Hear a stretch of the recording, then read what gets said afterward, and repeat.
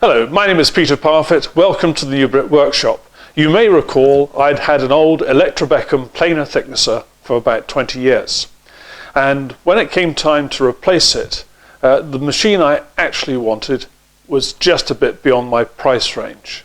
And so I settled for another machine from Axminster Power Tools, which was their own AW106. And you'd have seen a review that I did of that not that long ago.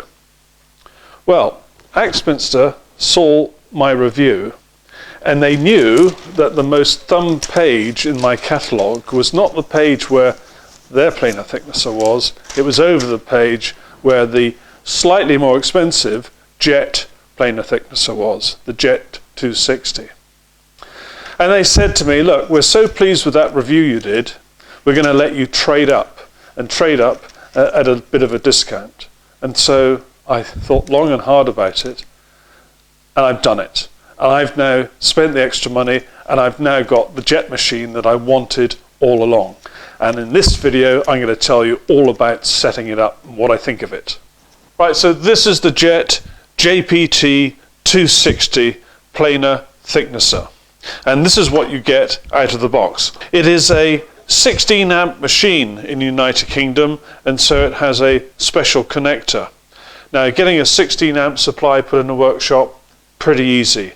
I had mine done years ago. You also get with it the normal sort of set of tools, instructions. You get a push block, and you get a little jig for setting the height of the knives. And I've added the optional digital thicknessing gauge. This planing machine is a tried and tested design, just as is the Axminster planing machine you saw me review recently. But there is a difference, and some people want a faster feed rate so that they can get more wood through the planer in a given time. I'm quite happy to have a slower feed rate and therefore generate a slightly flatter finish on my work, because I'm going to be working in hardwoods most of the time. But there's another reason, and the reason is very easy to demonstrate. Here is the machine in jointing mode. To change it from this to a thicknesser, I release two catches. 1, 2, lift the bed up, and the bed is now securely held in place. There's a safety catch here, and I flip over the dust extractor shroud like so, and that is it. It's now ready as a thicknesser. To change it back to a jointer, I move the shroud out of the way. I lift the safety catch so I can drop the bed, put the two clips in place, and I'm now back to jointing again. And it really is as simple as that. And I haven't had to adjust my fence, take it off, move it, or anything. And that is really great for me. We're going to do the grand tour of the machine now, but I'm going to start with the power and power requirements.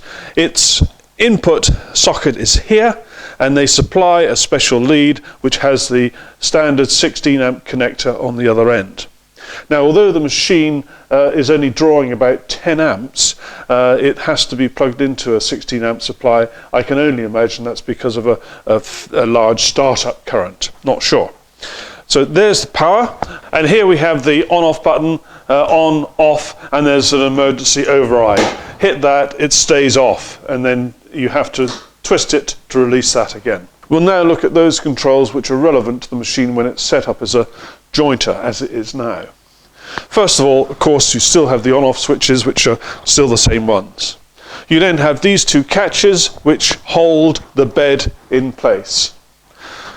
Then you have the safety guard mechanism, which is controlled for up and down using this knob here.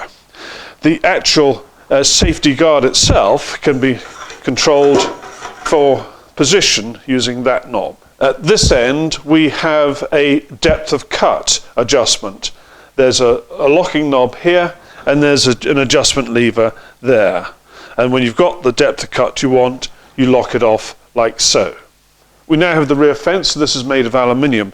You'll recall on the Axminster machine this was made of cast iron, and actually for me I found that just a little bit too heavy to move to and fro because of my arthritic wrists.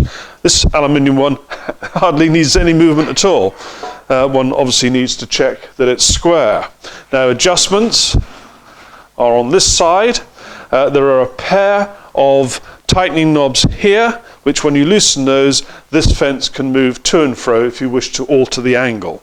I've adjusted mine so that it is at right angles now. Then there are these two knobs here, which you undo, which then allows you to move the fence to and fro. And then finally under here, of course, is the connection to your dust extractor. Whilst we're on this side of the machine, there's an access cover here, and there are 4 screws which are holding it in place. And this is quite a substantial piece of steel, so it's very well made. And inside there's the motor and various other bits and pieces. And when you see me put the digital height gauge in, I have to remove this cover to get at one of the nuts on the inside. You'll see that later. Now, set up as it is as a jointer, the maximum width of cut is 257 millimeters. The length of the jointer table is 1120 millimeters, and the maximum depth of cut, any one cut, is 3 millimeters. The fence goes from 0 to 45 degrees. Right, we'll now convert this into a thicknesser, and then we'll look at the controls which are relevant to that process. If you look carefully here, there's a little safety catch. You need to hold that away in order to lower the bed again. But in that position, it's safely locked up. The next thing to do is to move the extraction assembly over, and this would be where you connect your 4-inch hose. And then on this side of the machine, we have the following controls. First of all, the feed on-off is here, and that's in the off position now. There's the locking lever for the thickness adjustment, and thicknessing adjustment is done here. There is a scale here which gives you an indication of roughly where you are. I've bought this digital thickness gauge, and I'm now going to show you how easy it is to fit. Next, we're going to remove this fine control from the shaft, and again it's a question of using a little hex key and sliding it off. There is a little hole here in this little bracket that's above the shaft. And on the back of the digital gauge, there is a little spigot that sticks out here. And the idea is now we're going to feed this over the shaft and make sure that spigot lines up with that hole. If, like me, you're unlucky and this little bracket here is in the wrong place, you have to go through the side cover, which is round this other side here, take the cover off and loosen the screw that's securing this in place. Then when that's done, you can then take the digital height gauge and get the hole and the spigot lined up. That's it done, but it is just a little bit of a fiddle. And then eventually we're going to calibrate this once we get the machine in thicknessing mode. The machine is set up now as though we're doing jointing, but I've turned it around and I've removed the fence which would have been here. This is the outfeed table, and it's this which will be our reference for this process. The chip deflector goes in with these bolts here facing away from the outfeed table. The knife goes in with its cutting edge facing that way, as you can see now. And by screwing these screws in, it will allow the knife to drop. By screwing them out, it pushes the knife outwards. Now I'm just going to centralize everything. Now to do the adjustment, we're using this adjusting tool. And the idea is that you would place the tool down, sitting on the outfeed table, with this notch level with the edge of the outfeed table. Then when one rotates the cutter block past the central position, the knife should just catch the underside of the setting jig just enough to move it forward by the width of this slot. That's 4mm. Now at the moment mine are a long way out of true, so I'm going to lower my adjusters and just check that I haven't gone too far. And after you've done each one, do a final check and then make sure everything is properly tightened up by checking all 5 of the little bolts. And then what I do, so that I don't accidentally come back and do the same one again if I get interrupted, I have a method of identifying like so.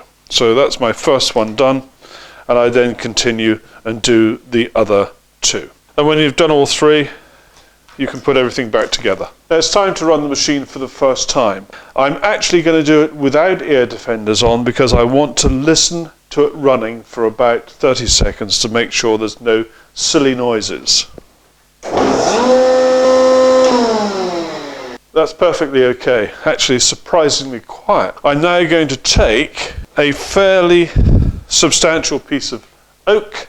It's not in a particularly pretty state, and I'm going to run that over the surfacer.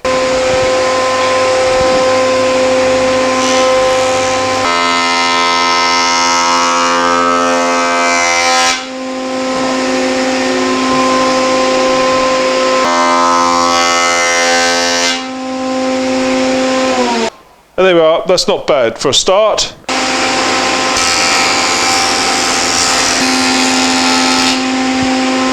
Well, that's a lovely clean edge. I'll just check that for square. And it's absolutely spot on. Super.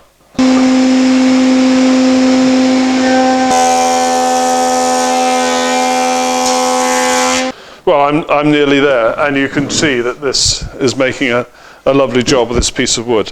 And I'm very pleased.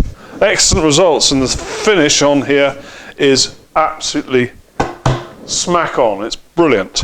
Now that oak I just put through, I measured it with my calipers, and it was exactly 29mm. So that means that I'm out by 0.5 millimeter on my scale because this says 295. So what I'm going to do is just loosen off that grub screw, and then I'm going to adjust this so it goes to 290. And now I'm tightening up the grub screw. So my calibration now is perfect.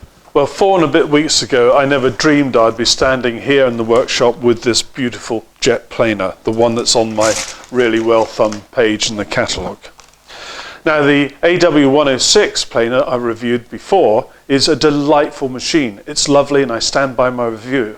At that time, it was the best that I could afford. But this machine is almost double the price, and so you'd expect it to be better.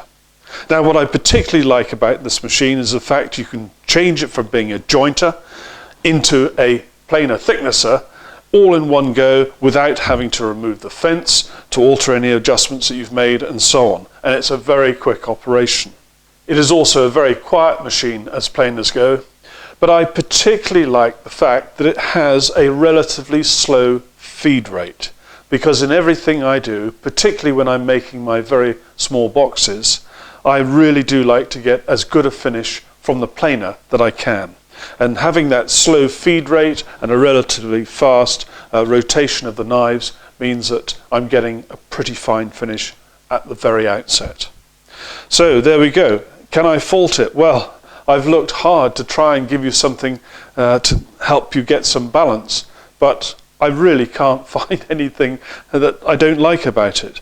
There's a bit of the red plastic trim that goes all around the bottom of the machine. On my side, it's just peeled off very slightly. Who cares? I'm so pleased with this machine. It's lovely. Thank you very much for watching. Take care. Bye-bye.